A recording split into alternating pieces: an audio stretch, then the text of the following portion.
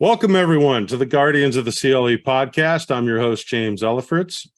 Tonight's episode is a special Father's Day edition, and we also have a special guest tonight. I'm joined by the former pitching coach at Mission Viejo High School, located in Southern California, where he was with the Diablos from 2013 to 2021. But his current position in baseball is to be the proud father of Cleveland Guardians starting pitcher Tanner Bibee. So once a coach, always a coach. Here's Coach Scott Bibee. Scott, how are you doing tonight? Good. How are you? It's great to be here. Doing fantastic. At the time of this record, we're not too far off from the final game of the series with the Padres, and hopefully we can pull one out tonight and get a victory and not get swept in San Diego. San Diego's got one heck of a good young offensive team, and so hopefully, like I said, we need that victory. Losing a little ground to Minnesota right now, so we definitely want to make up for those two losses from the other two nights. So, Scott, I want to just kind of get to know you, and your background. Can you tell me about yourself and your upbringing? I was born in Southern California and was living in Redondo Beach till I was about 5 years old. And my parents moved me to Carson City, Nevada, and grew up there, went to Carson City High School and graduated in 1988. Fell in love with baseball since, kind of like how Tanner did it. It wasn't my father who introduced me to it. It was my uncle who was his brother. And he, his sons and stuff, my cousins were, heavy into baseball. And the older cousin, Larry, he was super into, he was a catcher and went to, I believe it was Long Beach City College and caught and stuff like that. And they were the ones who got me involved in it and loved it ever since. And yeah, it's been part of my life forever. So whether you're in Nevada or in California, you guys get to play all year round. Here in Ohio, we see more and more indoor facilities being built for the winter. Our high school stadium right across the street from where I live has a small indoor complex to at least get some, hitting in and get the pitchers some repetitions inside. So what was the competition like in Nevada and California with being able to, be out on the field and play year round if wanted to? Yeah, in Carson City, it wasn't year round. It's just like Carson City is northern Nevada, which is not like Las Vegas area. So northern Nevada is like Lake Tahoe, and it's snow. It's pretty much not as cold as you guys would get, but we're about 4,500 elevation, and Lake Tahoe was about 7,000 foot. So we had snow. It's pretty much the same kind of area you guys got. So it's. We had the same situation. Like during high school practices and stuff, we'd be in the gym. We couldn't practice outside, and I would practice. We'd go out and throw snowballs and hit them with wiffle bats and stuff like that. Nice. Yeah. And we would determine on how how the snowball exploded, whether it was a double or a triple or a home run or whatever, and then we'd actually play baseball that way. It was pretty fun. Oh, that's good. But yeah, and definitely down here in California, it's definitely, year-round baseball. But, I try not to, have kids try to not to play year-round, obviously, because it's just too much wear and tear. Right. But they need to play other things and, and get their bodies used to playing other sports. Mm-hmm. It doesn't have to necessarily be structured. Just go out and play with your friends, man. Take a break, go out and play football in the park, go out and play basketball, stuff like that. Just take a break from it. So who was your favorite team and who was your favorite player growing up that you idolized when you play?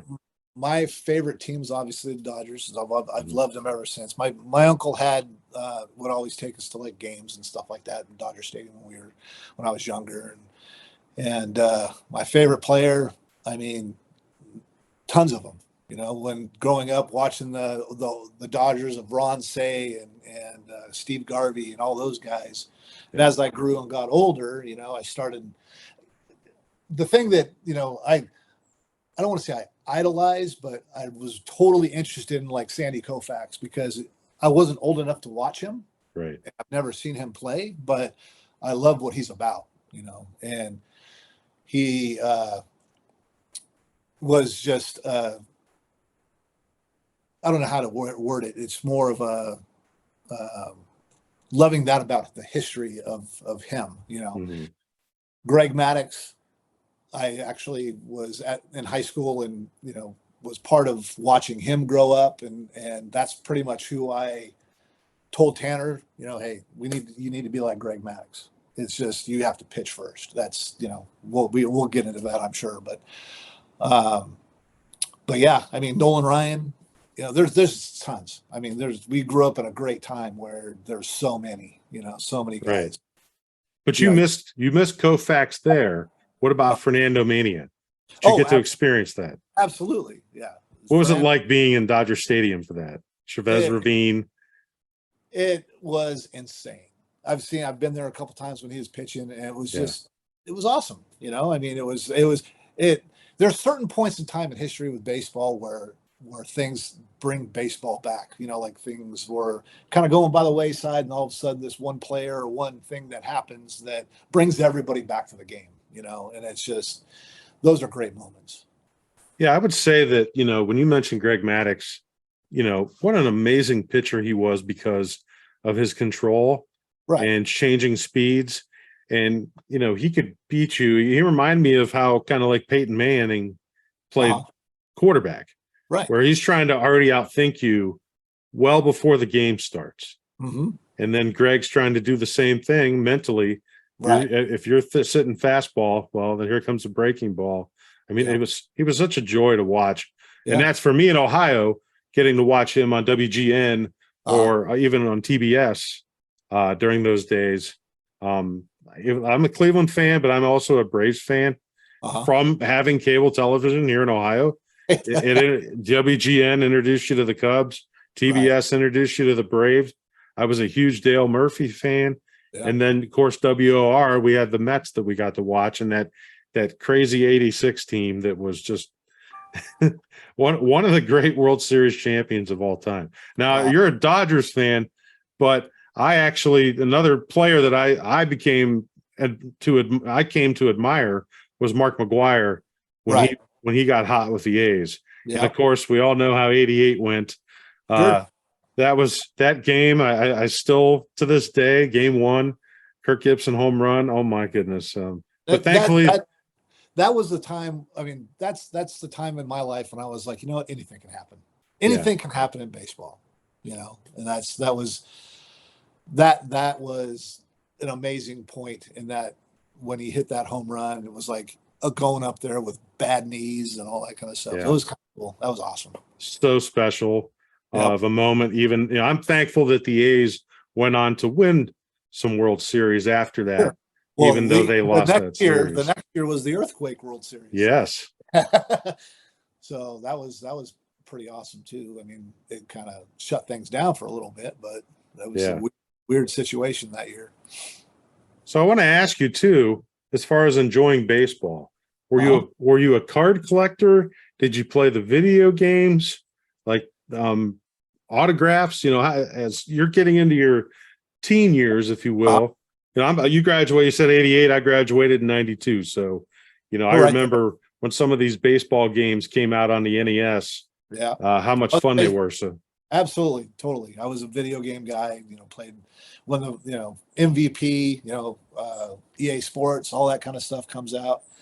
Yeah, absolutely. I had every, starting from Atari all the way up to, all the way up through Nintendo and Sega and all that stuff.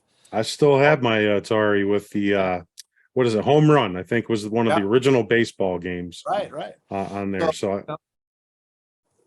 And when like the MLB show came out and stuff like that, my whole family, we'd play that from the very beginning, and it's just surreal because now Tanner's in it. You know, Yes. it's just crazy. Isn't that amazing? Yeah, it's got to be an awesome feeling. It is. Like for him, was it being in the game first, or was it seeing your first baseball card? Probably I would say for him, seeing his first baseball card is pretty awesome. You know, because that's more, I think, of an accomplishment than getting in a video game. You know, because not everybody has their own baseball card. Exactly. Yeah. So I wanted to ask you too, you talked about your baseball, career or growing up. Right. Do you have a favorite coach or teammate that you would like to mention and talk about right now? My favorite coach, I have my little league coach. His name's Coach Ed Hetty. He was a big role model in my life. He was a sheriff in Carson City and stuff, and he was just really good guy. He's still around. He actually Facebooked me the other day, and he, talked about how proud he was because Tanner's there and stuff. So it was pretty cool. That's my special. favorite. Yeah. Yeah. You don't forget your coaches. You really don't. No. There's some that are just, they're impactful, but then there's the other ones that are just, there's something that it might be something that they said. Right. And, one of my coaches during football, I can remember Coach Cotton. He was more the running backs coach, and I was a tight end. Right. But we were in a small city growing up, and so a lot of us, pretty much knew each other as families too, not just as teammates. And one of the things that Coach Cotton used to say in the locker room before games is keep the class. Yeah. Always keep the class, because everybody's in there and you're trying to get fired up for a game. But don't lose your head, don't lose your focus, and keep your class. So I'll never forget that, and how important that was in my life to hear that at that time. Right. The other question I really had about your background, I think you've kind of already answered with the '88 World Series game. But what's the most memorable game that you've watched on TV or attended in person? That's a good question. The most memorable game I've ever I mean, I hate to say it, but Tanner's freshman year in Fullerton, when he started his college career, he faced Stanford, and he only went 1/3 of an inning. Pretty much like what happened to him in that game was pretty much what happened with the Padres. He got runs scored him so fast, and he only went 1/3 of an inning, and they yanked him out. And then it was a funny story, because I was like, we were all pumped up for it, obviously, and I brought the scorebook, and I'm going to do the scorebook, and all of a sudden it didn't even get past the first inning. And I was like, wow, this actually, even though it wasn't a great start, but he's going to have this to look back on later on in life of where he started. It's like how good he's gotten, Right.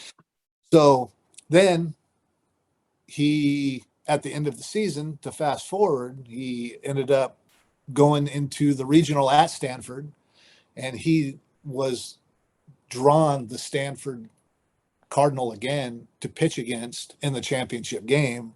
And he ends up striking out 11 and knocking them out of their own regional. Nice. Wow. What a comeback from beginning of the season to the end. Right. And that's a great message for Guardians fans now, because of these struggles that the team has had in the first few months and trying to establish consistency as a team. But no, that's absolutely a great lesson to learn from. It's because baseball is a game of adjustments, and that's exactly what he did. He went out, he adjusted, and turned around and just knocked him out. Man, it was amazing.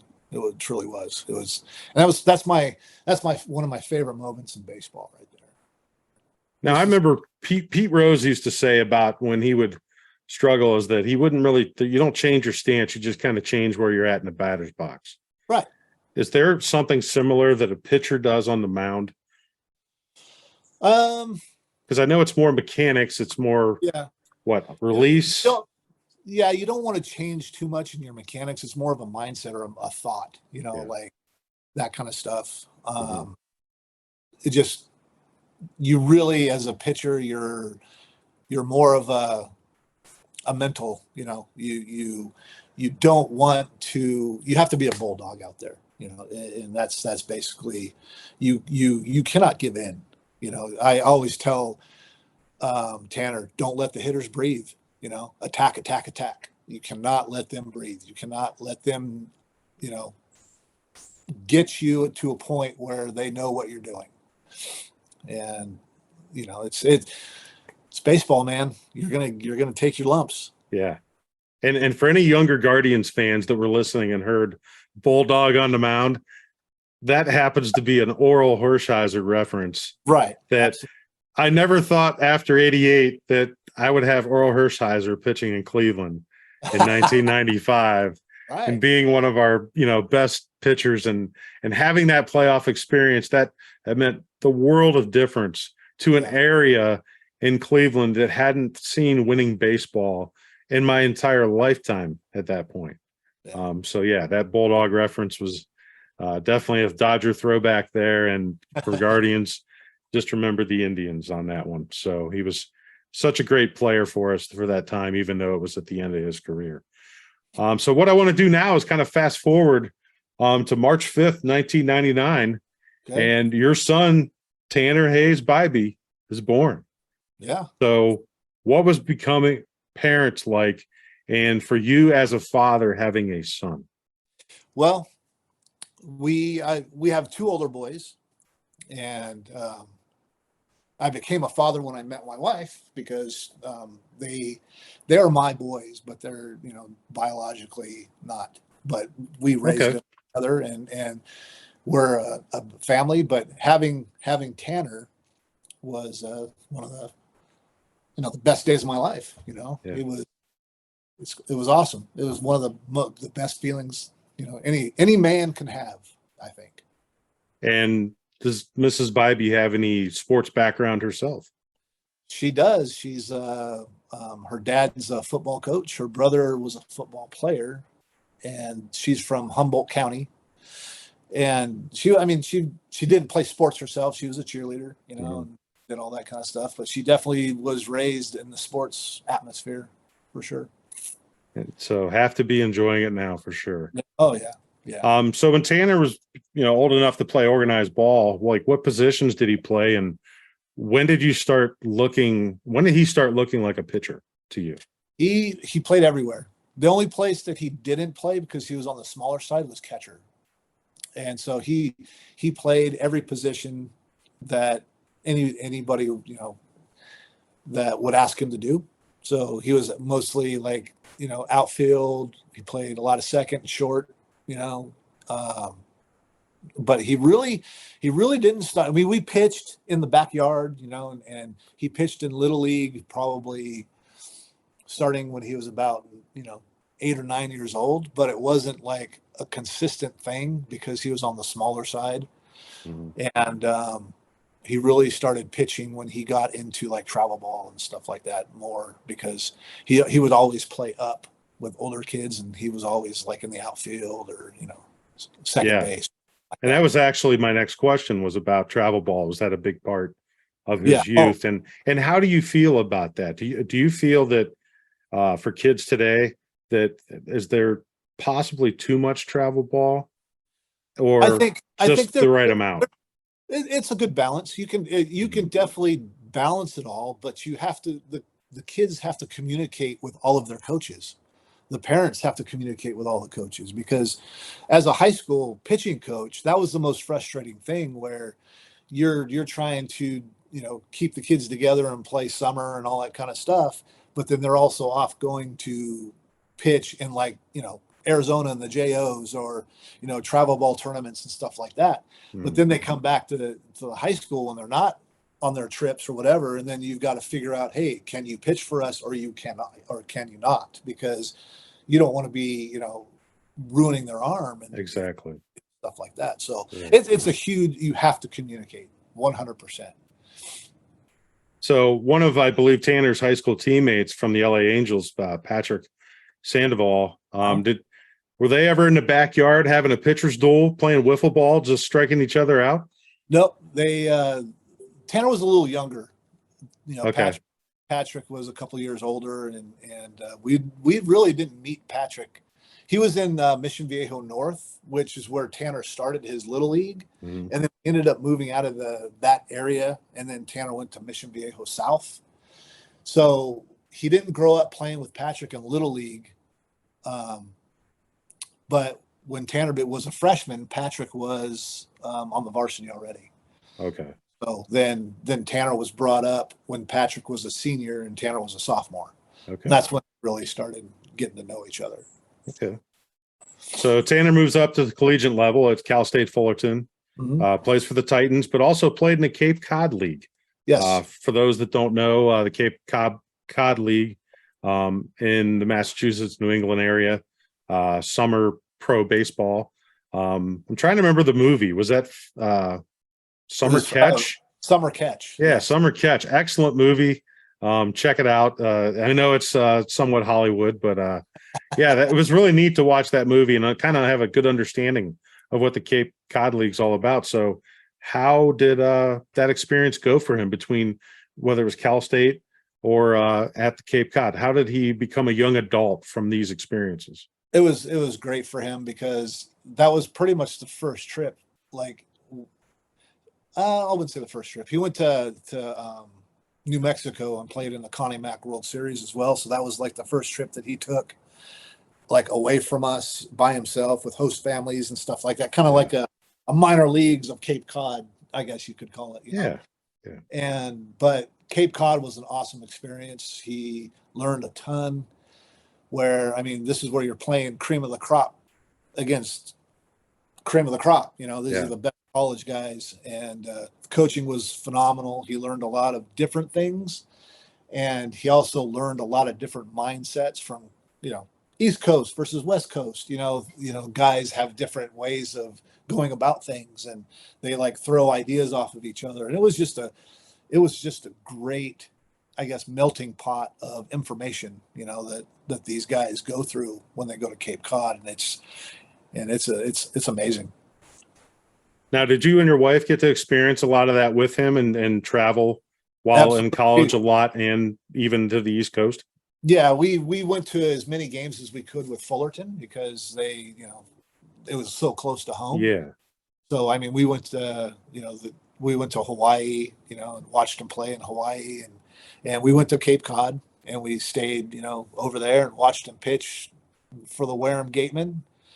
And he did great, he's consistent, he just went over there and showed his stuff. He wasn't throwing like he throws now, but, right.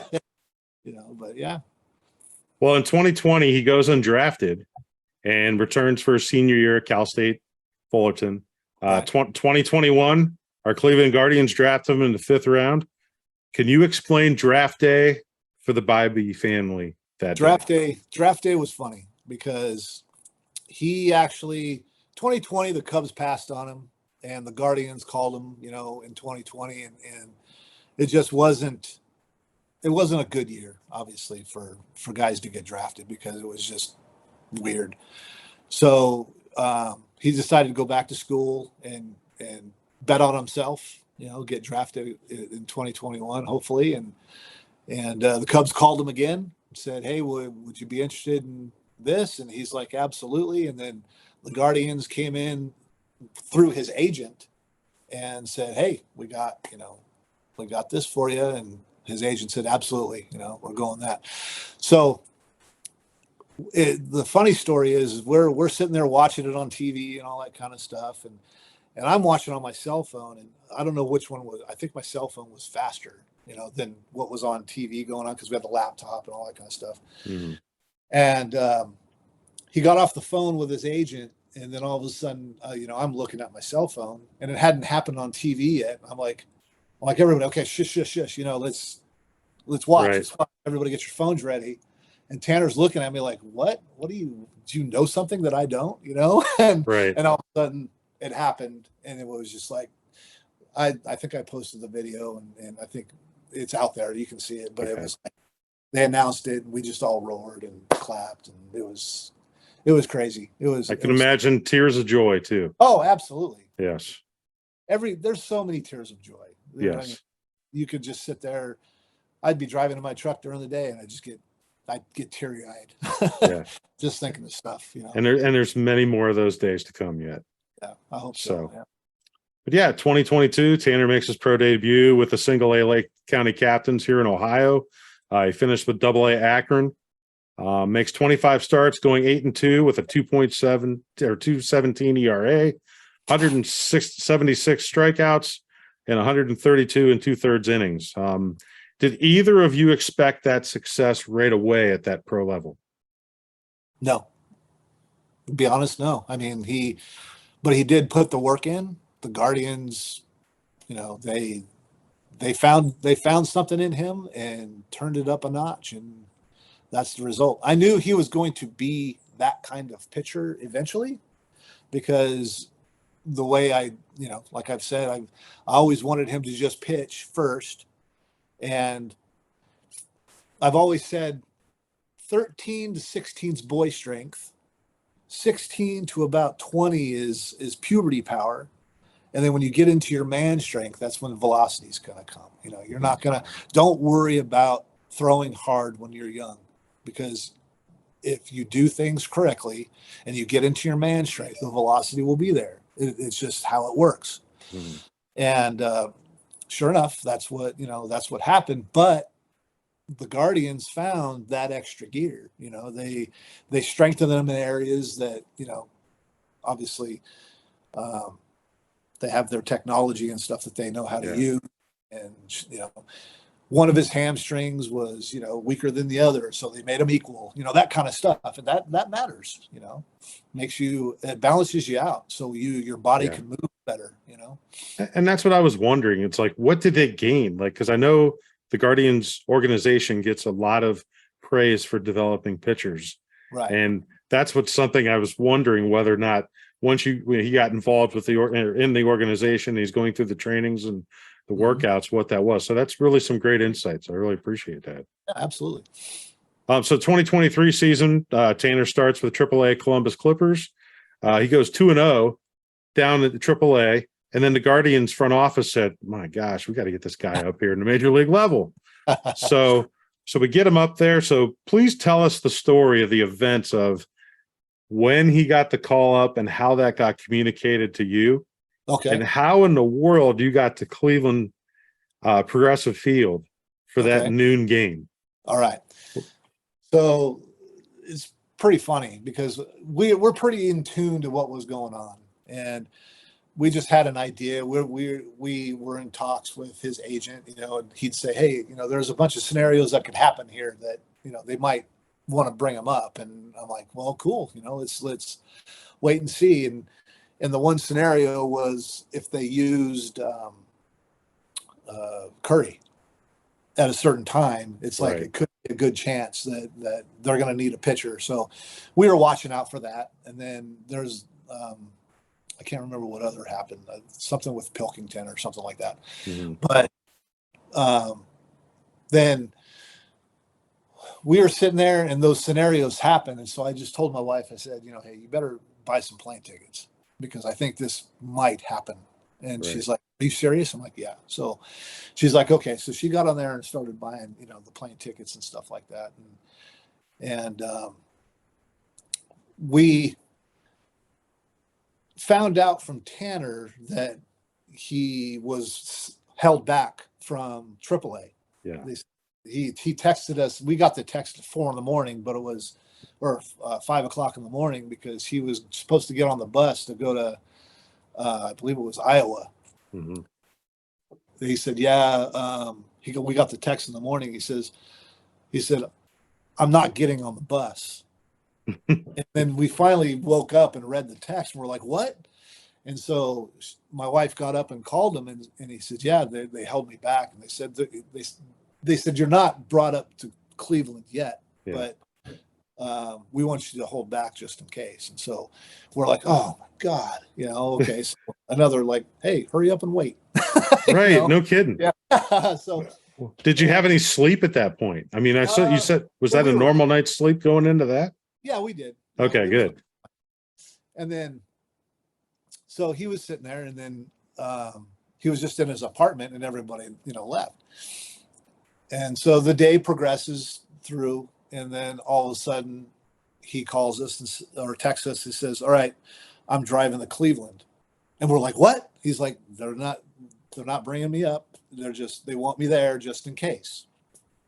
So we're like, "Oh gosh," And so then now he's somewhere in a hotel or whatever, just waiting around to find out what's going on.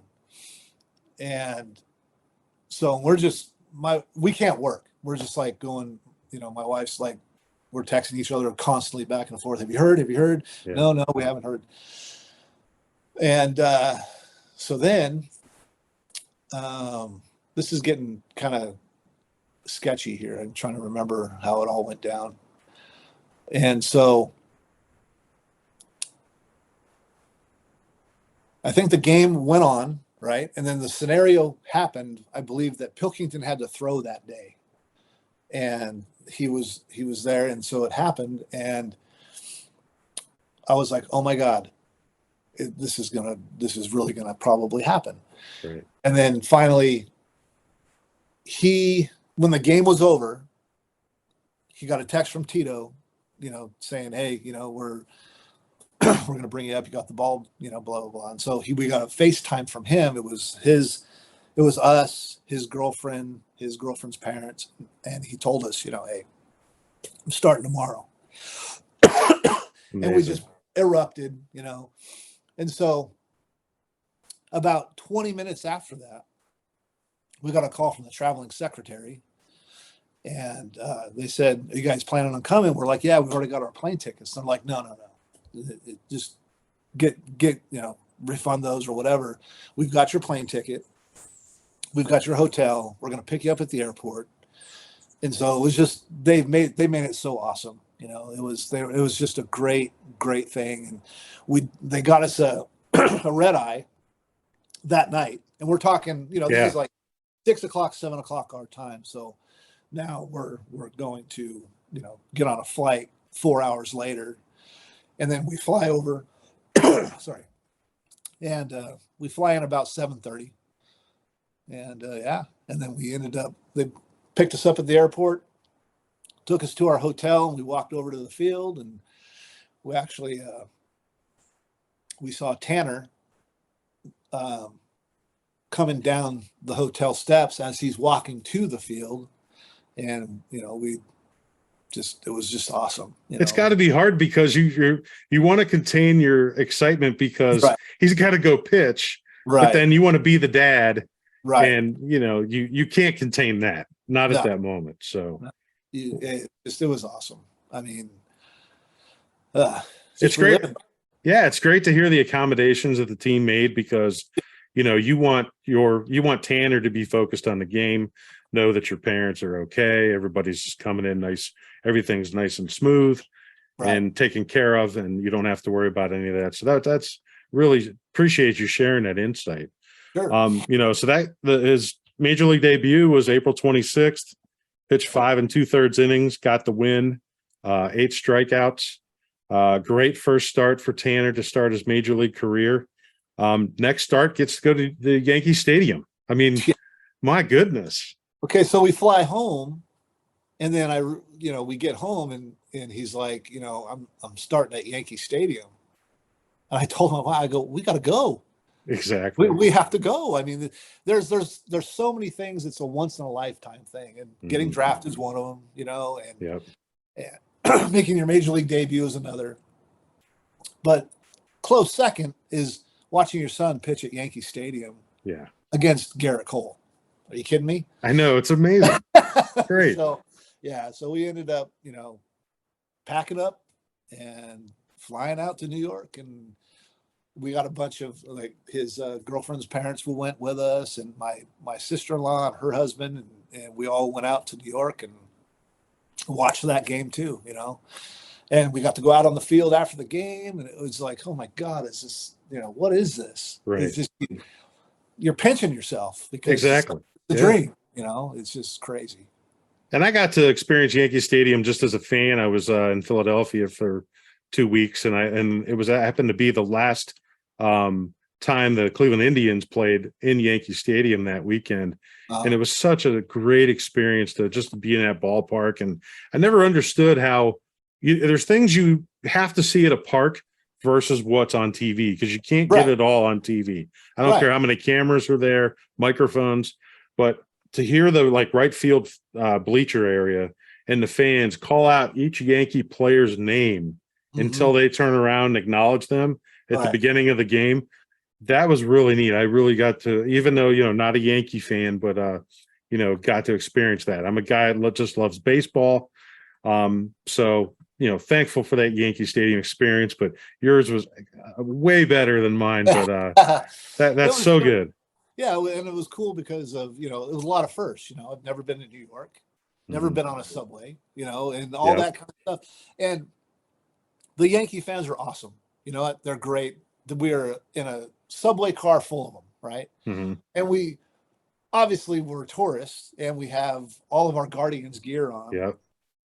They know what's going on. We have people coming up to us, Tanner Bibee's parents, and we're like, yes, and they're taking selfies with us on the subway. It was an awesome experience. It really was. That's great. Yeah.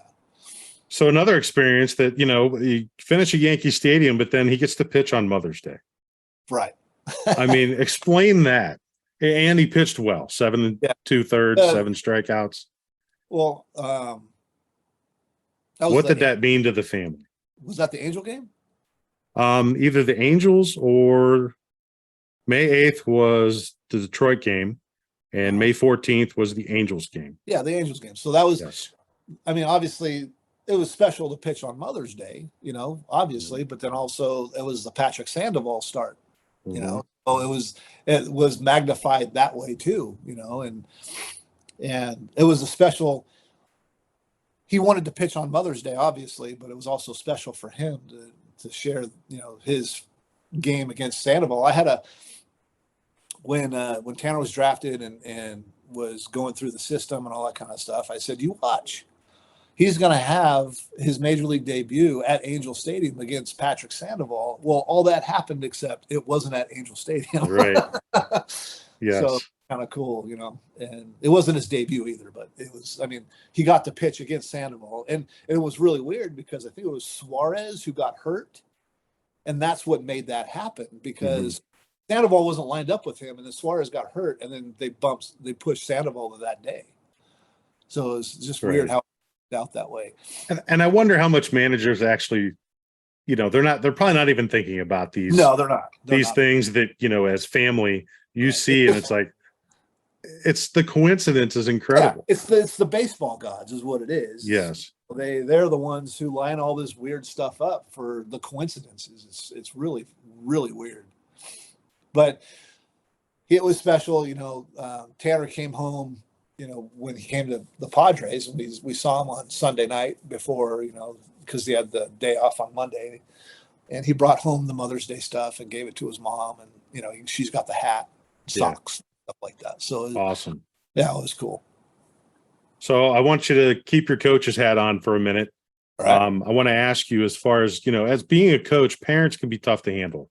What message do you have for not just dads, but all parents who have their kids playing all levels of baseball, and how can they best support their child?